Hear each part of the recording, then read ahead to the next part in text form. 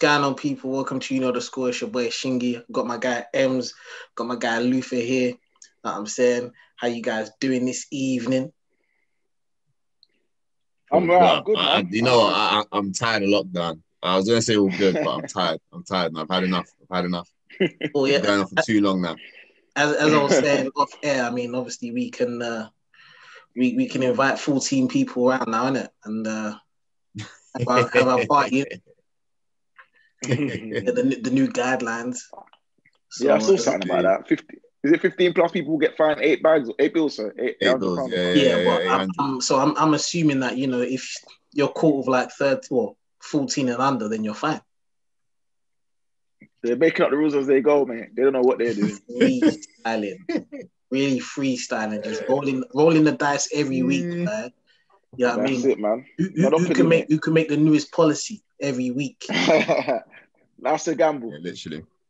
Do you know what I'm saying? Who can make the newest policy?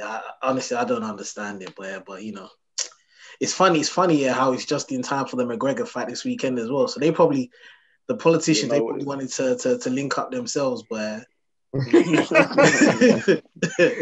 make it illegal for them, and then we can do our thing. Man. Them dumb guys. But anyway, yeah, man, it's the score. Before you do anything, make sure you hit that subscribe button. You know what I'm saying? Make sure you show some support. It takes 2 seconds, as I always say. But yeah, I sit here proudly, top of the league. You know That's what I'm right. saying? But today, ain't gonna be about Man United. You know what I mean? I'm gonna start off with good old Frank Lampard. I mean, he was lauded as being, this great coach who's going to take Chelsea to new heights. Good old Frank. I mean, he's got the connects in the game. He's Harry Redknapp's nephew. So, he's got all the connects, got When the he on the signings. phone, apparently he was on the phone a lot to Harry Redknapp to get advice from him as well. Oh, was yeah. that Lampard? Yeah. I feel like it was Lampard, when he first started started on the phone to Harry Redknapp, because obviously they're related somehow, right? Jamie Redknapp, Lampard. So Jamie Redknapp, they're cousins. They're cousins. Yeah. They're cousins, Yeah. Frank is Harry Redknapp's nephew. Yeah, that's it. Yeah, apparently that's what I was hearing. That's how Lampard got the job at Derby. Like, basically, Harry, he called his mate at Derby, and he was like, "Yeah, he knows the gang. He knows the gang. He's Mel Morris, the guy. Yeah, he knows the game.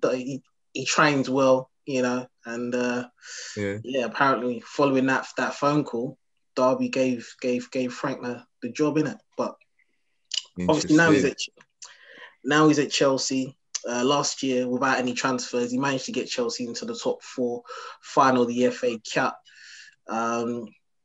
This season, he's had money to spend. Yeah. But, at this moment in time, it's not looking rosy. I mean, the bookies have got him favourites to get the sack. What do you make of his stewardship at the moment? Luther, I'll start with you, mate. I'll go. It's funny, isn't it? Like you mentioned, with some of the things that he achieved in his first season, considering the fact that they had the transfer ban and they got and they had to sell Hazard that season. Well, I say they had to, but it was coming to a point where Hazard, I don't think he was going to stay for another season, thinking that they would probably not get into the Champions League the following season for the fact that they can't spend money. So they thought, might as well get as much money as you can for this guy now and then go from there. But the fact that he, still got into top 4, as you said, got into a final of a tournament, it still kind of speaks for itself. And you think that he would then have the necessary kind of signings, which he did on paper, to then carry him through to next season to be a force. And like you said, it's just not worked at all. Now, it's weird because on paper, the signings that they got, every single one of them, any team would want them. Ziyech, Werner, Havertz, like just those 3 alone are amazing. Then you got obviously Thiago Silva, the amount of experience to get him on the free. These were like well reputable signings. They weren't just, like United, you guys bought Diallo. Yeah. Maybe his name is for quite a bit as well, like over 30 million. So it's not like those kind of signings where it's a prospect, but you have to buy into the years as opposed to buying into the actual player when they are right now. So to see them not gelling, it's just, it's crazy. And it's easy to blame Lampard, but at the same time, I just feel like the players are just not used to the Premier League. I feel like he's playing too many signings at once, and they're just not used to the Premier League, unfortunately. Ems, what do you think? I mean, what I think is it 1 win in 5 in Premier League. Not beat anyone below the top 12 or top 10 below. Yeah, I mean, they beat Fulham the other day, and for me, they was fortunate. Fulham went down to 10 men at half time, and Mason Mount scored late on. I think if Fulham had their first 11, I think they possibly would have got a result. But would you make of Lampard's misfortunes at the moment? Firstly, I think the heat like Texas had, Ollie's had. I think maybe because he's English. You know what I mean? That's how I see it. Because I remember when Jay Redknapp was talking about Ollie gonna go on social about how man's gone from Mold, Cardiff, Mold, Man United. That shouldn't be the progression. But then we could say the same. How can a guy that's come from BT Sport Punditry go to Derby, then get a top job at Chelsea? What credentials has he got? What credentials has he got? According to Harry Redknapp, he knows the gang. Oh, come on, man. Come on, it's Lampard. Your record speaks for itself. So for me, I feel like the bookies reluctantly have made him favourite for the side. I don't think they really want to do that, but due to results, they've had to put him there. But for me, I just feel like I think he's got his back five settled, like the keeper, the back four, obviously between Aspilicueta and James. But when it up in front of that, man don't know what he's doing. He don't know what he's doing. It's like he's freestyling the front six.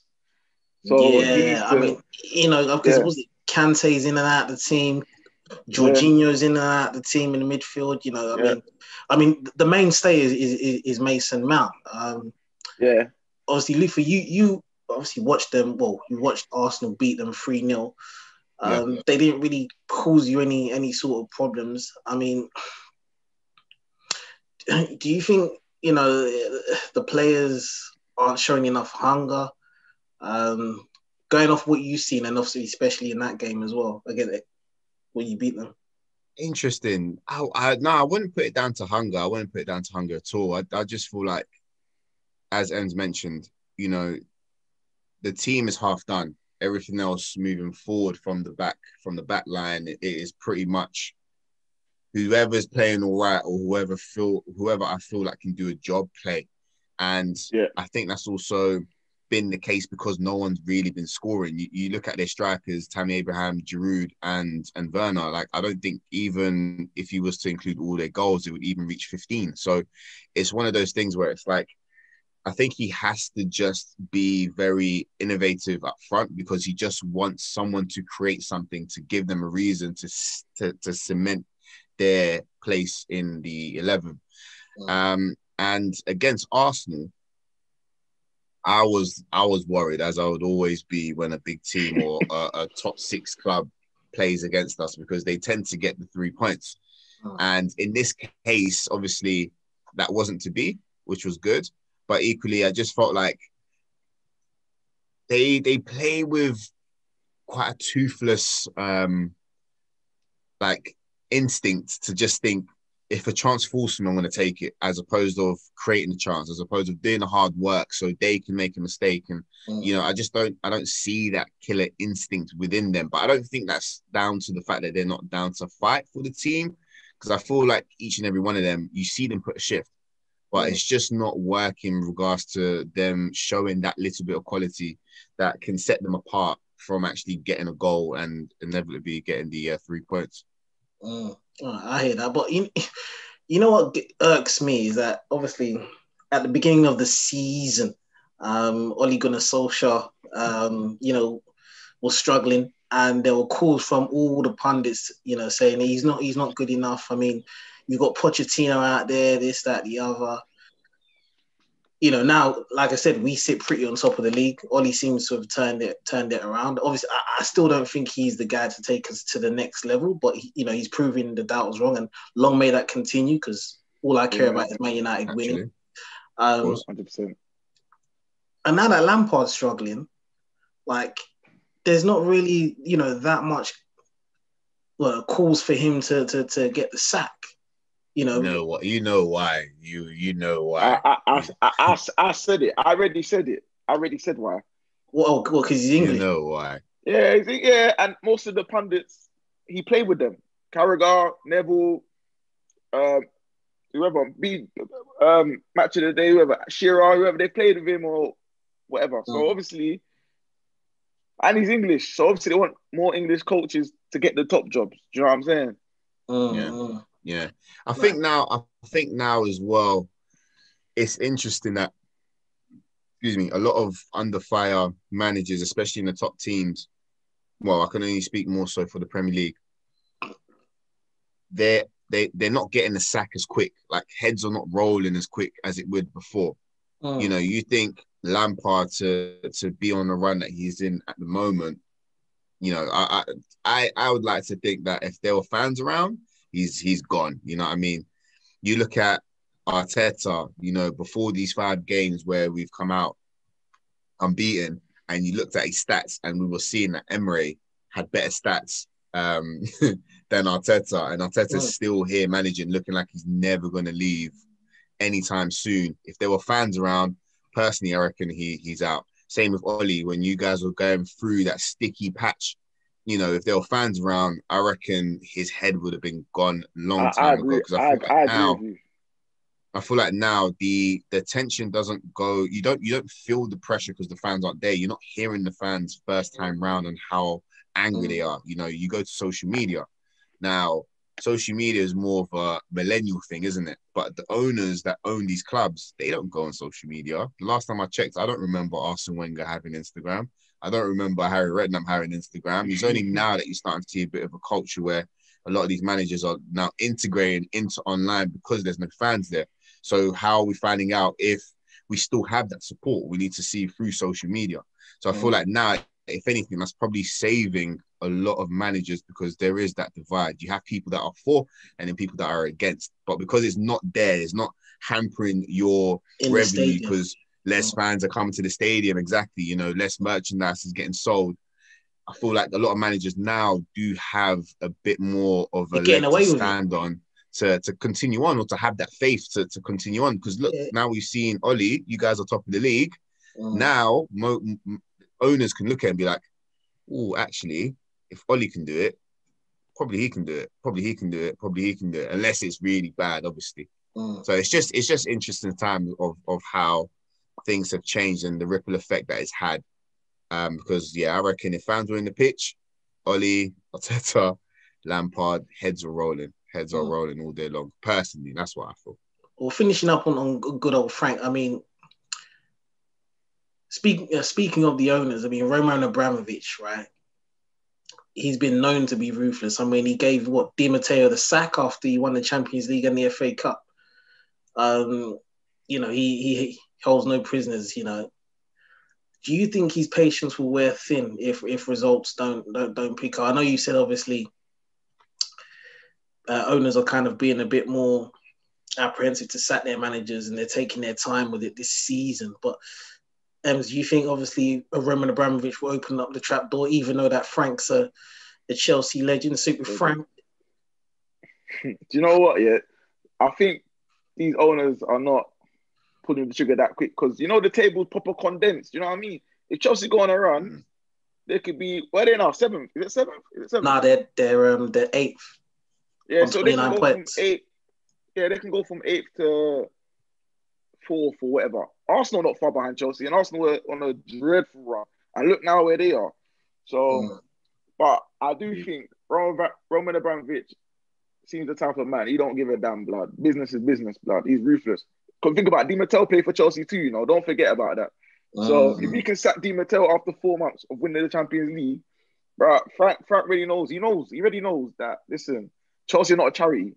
So if you're not doing the job, bro, they'll beat you at the door. Clear your desk, mate. So he already knows it, and I can see it. He looks worried. He's feeling the pressure, innit? I mean, yeah, of course. But we'll have to wait and see. I mean, Chelsea fans, leave your comments below. I mean, are you Lampard in? You Lampard out? Good old Super Frank, club legend in that. But yeah, he's struggling at the moment, and they've gone from titled or potential title challengers to, scrambling to make the top four. So it'll be interesting to see what happens in the next couple of weeks. Because, like you guys have said, the tide can change just like that, after a few run of games. But moving on to Ozil. Obviously, Ozil's now gone to Fenerbahce. Arsenal agreed to terminate his contract. I feel that the treatment by Arsenal to Ozil was a disgrace. I think they showed him no loyalty. Lufa, you'll be more well versed in this subject than me, as you're an Arsenal fan. You disappointed to see him leave, or you think it was the right time for you to part company? Yeah, it's one of those ones. Like, from an emotional point of view, I don't like the way he left, and I fully agree with what you just said there, Shingy, with how Arsenal treated him. From a football perspective, not that I'm happy to see him go, but I'm just happy that the saga has finally ended, because if you're not going to play him, then get rid of him. And the longer they kind of just had him on the books, it just never made sense to still keep him at Arsenal if you never played him.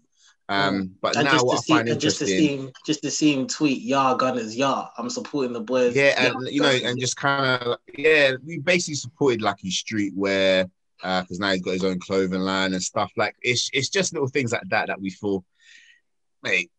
He can play, he can kick ball. Yes, he's not the most consistent player, and he hasn't been. Like, even with my friend telling me the other day, that kind of like made me realize, wow, this guy has actually been at Arsenal for a long time. He's been at Arsenal for almost a decade, 7.5 years. And you think what he's done in that time, nothing can say to you, wow, this guy's been an absolute gem of an Arsenal player. Like, I look at people like Rosicky more than Ozil in regards to performances on the pitch, and that says a lot, especially with the amount of quality that Ozil has and can bring to the team, but he'll only do it ever so often. So, as much as, I'm a little bit annoyed, because I felt like, especially with the season that we had this year, he could have done something. So it's hard to not deny that. However, I am glad that it's finally come to an end. Understandable. Ems, I mean, you're an outsider looking in. What did you make of the whole Ozil situation? It's for me, Ozil literally picking up free money. Let's be honest. My thing is, obviously, honestly, your Arsenal pay his contract, pay his wages, so they should play him. They should play him. It's as simple as that. It's as simple as that. You're having a man sit there tweeting. He's basically getting paid to tweet. Let's be honest. So, but I do feel the treatment's a disgrace. How are you having man turn up to training, train with the first team, and man's not in the 25-man squad? That is an absolute disgrace. I'm sorry. That's unacceptable. And that's unacceptable. And what irks me is the fact that Arteta said it was for footballing reason. Bullshit. And then did you hear what he said recently? Yeah, he said he's got a lot of quality where he's going to be missed. What? No, not even that. He said he said that Ozil was in the plans at the start, and he's not now. He's chatting shit. Now, and for me, this is where I feel like, okay, when you talk about he was in the plans at the start, because he's talking about, Arteta was very adamant saying things like, I want to take the club in a different direction. So the commentators are kind of like, is that a different direction to what Özil thinks the club should go in? Or is that just your personal opinion and Özil doesn't fit that particular philosophy of where you want to go or what you want to kind of bring to the team? And for him to say he was part of our plans at the start and he's not now, it's like, well, if you're talking about this season, how how could he have been part of the plans? Mm-hmm. Unless he's talking about when he first came and he, gave him a chance and, he may not have performed as well. But I don't know, it's too much fondling around. There's too much beating behind the bush with the real reason to why he hasn't played. And I just don't like that. I just feel like as a club, you have to be professional at all times and you have to be straightforward because at the end of the day, the fans are giving their time, they're investing their time into it. And when you've got a player that's a fan favourite, I can't speak for every Arsenal fan, but the majority will definitely, like Ozil, and if they were to manage the team, he's making the 11 all day long, let alone the 25-man squad. You got a song for him. You got a song for him. Yeah, exactly. It's just annoying that, a player of that quality, especially with the season that we had, he's not even had like on the subs or even had like a few minutes to kind of give him that opportunity to kind of show what he can do. Because I wouldn't be surprised if Ozil would have turned up a few games because I feel like we definitely needed him. There were times we definitely needed him. Yeah, I mean, Arteta's probably slightly got away with it because obviously he's now found a young gem in Smith Rowe. Top quality young player. But obviously before you started, winning games, he was crying out for a creative midfielder, and that man was Ozil. And some of your fans were split.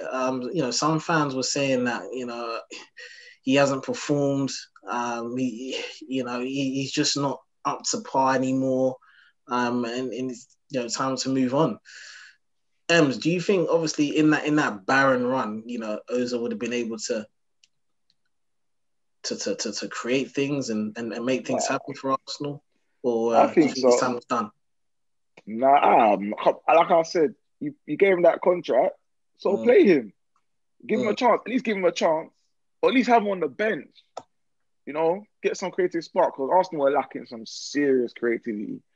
Like it was. It got to the point. Yeah, I've never seen Arsenal so bad. Like through the years, Arsenal always had. I forget the defense. Yeah, we could talk about that, but the creative aspect always had creativity. No matter what, you can never doubt Arsenal with their creativity. But the team before Emil Smith Rowe came in, bro. I don't know where you lot were going. You're shocking. So, and it's funny. It's funny. Sorry to cut in. Yeah, go. But what's so funny with Smith Rowe as well that me and my friend were talking about. Smith Rowe's come in and like credit where it's due, deservedly so. He's getting a lot of applause. However, Smith Rowe's doing the absolute basics of a footballer. Like he's not doing anything amazing. He's just doing the absolute basics. Gets on the ball, wants to turn and create stuff. That's what any player that has an attacking mindset want to do. And because, like you said, Ems, where our standard has been so low, like we've been seeing Willian in that position, Mkhitaryan in that position. We've been seeing players in that position that they're terrible, they're crap. And now that Smith Rowe's come in and like I said, he's done the basics, but those basics look like he's Kaká, in comparison to a lot of the players that have played in that role, but he's just doing the basic stuff. And I feel like this is where I think, Arsenal fans and Arsenal in general needs to still have a certified player to do the next bit, to take Arsenal to the next step, as opposed to depending on a lot of these young players, because, it's going to get to a point where I don't want to use the word burnout, but these players won't know how to continue that form every game, pressure. Consistency. Yeah, they won't know how to be consistent because they're going to get a lot of pressure. Because of that pressure, they're going to feel like they need to do a lot of crazy things all the time. And they need that development. They need someone that is of that level so that they can also maintain and also find ways to be innovative themselves to know that, okay, cool, if this person's doing that, what can I do to also stand out and then be able to kind of flourish or produce my own qualities to the team? Whereas if you just keep playing these youngsters, they're not going to develop in the way that many people think. You need to still have a team around them of, experience, of top quality to kind of maintain those standards as they go up. Because how can I now justify playing, let's say, Smith Rowe for the rest of the season, and then next year I buy that owl guy. You know, he's gonna look at everyone being like, what have I been doing, kind of thing. You're gonna go buy him now. I'm back on the bench. So it's you don't. I feel like Arteta needs to get into the transfer window soon, because he's gonna create himself a lot of dilemmas. Because look at Saka now. If we then get a winger, you know what's gonna happen to Saka? Is he gonna now go left back to make up for his position in the team? And so there's little things like that where I feel like we can't always just rely on the youngsters. We need to get some old heads in there. Final word. I was gonna say, sorry. Do you think the modern number 10 is getting phased out of the game? I personally don't think so. I personally don't think so. I don't think because only the way we play. Because as you can see, we can still play with a number 10, but it doesn't necessarily mean that everything goes through the number 10. As long as you have that man in the midfield that can go beyond the semicircle, I feel like that's where number 10 can be justified. Yes, the number 10 of this day and age, they don't necessarily pop passes like mad. You don't see them get the ball and dictate. No, everything happens kind of in and around the box to then work into the box. But I still feel like having that person that can break that line of moving from midfield to attack, 100%. I feel like that's, if anything, that will probably be the new number 10, if that makes sense. Final word on Mesut Ozil's career at Arsenal. I mean, I think he leaves with 3 FA Cups and a couple of Community Shields. Would you out of 10? Is it? Yeah, I think like 4 FA Cups actually. Yeah. Out of 10, what would you rate his career or his time at Arsenal? Interesting. Yeah, very good question. I'll probably give him. I'll give him a 6. I'll give him about a 6.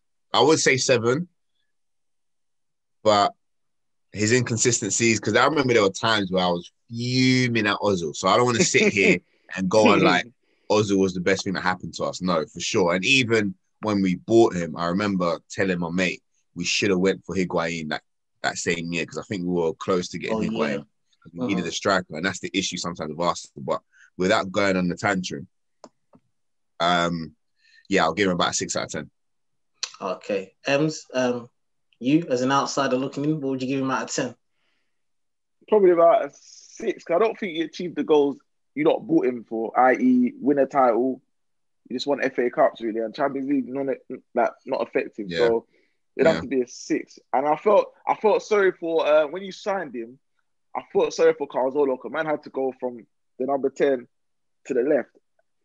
And then Ozil had to go number 10. So I don't know if maybe it affected the balance, but I'll give Ozil a 6. Well, I guess obviously Arteta's turned it around in recent weeks. We'll see if that can continue, because I think Arsenal got some difficult fixtures in the next 3 to 4 weeks. And hopefully, I hope it does, mate. Yeah, hopefully a baptism of fire is coming your way, Lufa, on the 30th of January when we come to the Emirates. Listen, if you want to, I'll say it off air, but listen. I'm down if you're down. That's what I'm going to say. Yeah, say no more. But yeah, moving on. Final topic of this evening. Got about 8 minutes left anyway.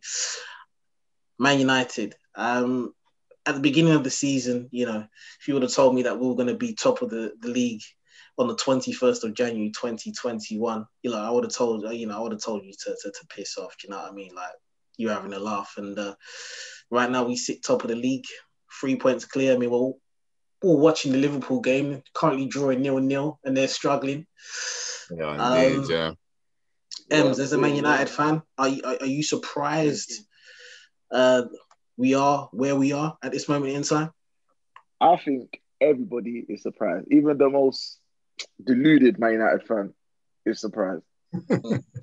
Listen, to be top of the league, yeah, bro. Like, sometimes, I can't believe what I'm seeing. Like, I don't know. It's like from when we got hammered 6-1 to Spurs, and then now it's kind of forgotten about because we're top. It's just like, wow. Yeah.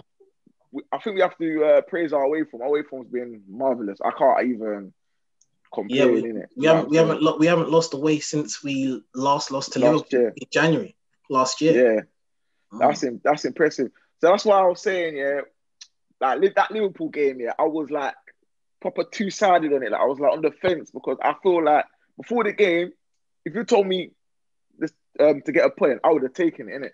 Then when I saw the team sheet and I've seen centre mids playing centre backs, I was like, no, we need to capitalize, man, because like you're never gonna get a better chance to win at Anfield than what we had. And then we had two of the best chances. So for me, I'm a bit in the middle. I'm like, all right, cool, we got a point, but I'm like disappointed because I feel like we could have done more. And then obviously all these tactics with this whole Pogba on the right, I'm still, even now, I'm still not happy, bro. Yeah. But hey, we got a point and we didn't lose. Yeah, so it's a tricky one. It's a tricky one because going to Anfield is never easy. But like you say, you know, seeing them having, you know, Henderson and Fabinho at centre back, you know, I just wish we kind of went for it a bit more because they were there for the taking. I feel like it was an opportunity missed, but you know, we got the point, and you know, yesterday we managed to get a win with a fantastic Pogba strike. I mean, I said in commentary on Snapchat and Instagram, you know, that was absolutely stunning. I mean that. He loves it. I mean, the cheat, you know, to bring the ball down like he did like that, you know, shimmy away from the defender and to, you know, slot it away, you know. But yeah, no, he was in his bag last night. But yeah, you know, he sent us back to the top of the league after Leicester beat Chelsea 2-0. But coming to you, Lufa, do you think Manchester United are in the title race?